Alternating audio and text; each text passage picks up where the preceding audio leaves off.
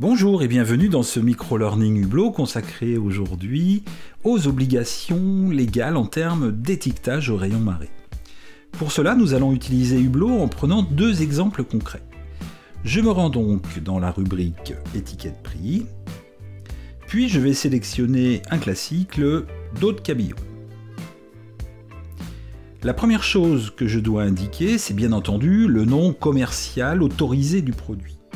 Attention, il faut savoir qu'il y a des appellations interdites, comme le merluchon autrefois autorisé, mais qu'aujourd'hui vous pouvez appeler merlu petit. Bon, ici on reste simple, on est sur notre dos de cabillaud. Ensuite, il faut indiquer le nom latin.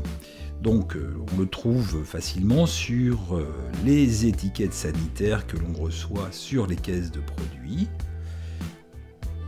Le premier mot du nom latin doit commencer par une majuscule et le second par une minuscule. Donc, comme vous le voyez ici, en haut à droite, sur les étiquettes de traçabilité qui ont été photographiées ce matin.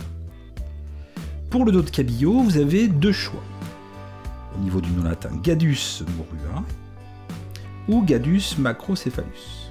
Donc ici, comme nous l'avons vu sur l'étiquette sanitaire à l'instant, Gadus morua.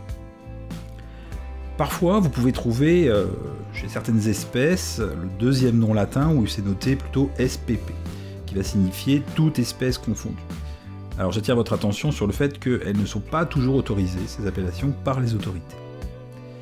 Ensuite, il faut indiquer si le produit est pêché ou élevé.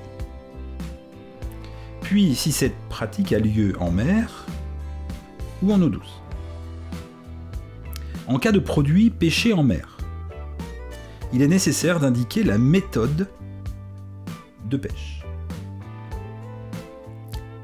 On connaît également les zones de pêche grâce à un découpage par numéro des océans de la planète.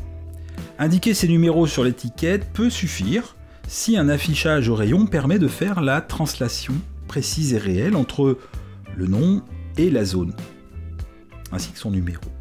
Il y a deux cas particuliers, la zone 27, Atlantique Nord-Est, et la zone 37, Méditerranée.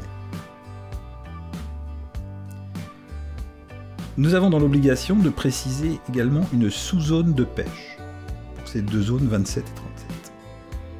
Ici, même principe pour les numéros et les noms des zones et des sous-zones, sauf que cette fois-ci, pour les sous-zones, eh bien, ce sont des chiffres romains. Nous allons rester donc sur une pêche Atlantique Nord-Est. Si les produits sont élevés ou pêchés en eau douce, il sera simplement nécessaire d'indiquer le pays d'origine. Le produit peut être aussi labellisé, comme c'est le cas pour notre dos de cabillaud.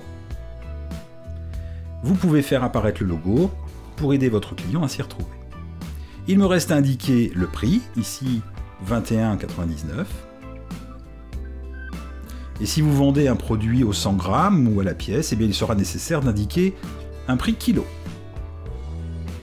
Voilà, mon étiquette est prête.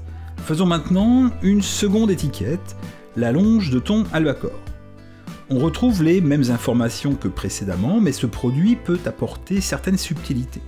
En effet, le produit peut arriver sur votre étal déjà saumuré. Dans ce cas, il faut donc indiquer à votre client. Il peut aussi être décongelé. Dans ce cas-là, il faudra faire apparaître la mention « Produit décongelé », ne pas recongelé. Enfin, il faut indiquer quand c'est nécessaire l'ensemble des allergènes. Visualisons maintenant les deux étiquettes. Donc pour résumer, il faut toujours indiquer la provenance des produits et leur nom latin. Le nom latin commence par une majuscule et le second par une minuscule. Certaines dénominations commerciales sont interdites. En cas de spécificité indiquée sur l'étiquette sanitaire, eh bien il est important de la reporter sur votre étiquette prix. Exemple des préparations de longe de thon. Il existe d'autres obligations concernant les produits transformés par exemple, ou les préparations que vous pouvez réaliser dans votre magasin, brochette de poisson, préparation poissonnière. Nous reviendrons sur celle-ci dans un prochain micro-learning ensemble. Alors, abonnez-vous à la chaîne pour être tenu au courant. Merci de votre écoute. Si vous souhaitez en savoir plus sur Hublot, le logiciel utilisé pendant ce micro-learning, n'hésitez pas à nous contacter par mail sur www.hublot.io. Bonne journée, au revoir.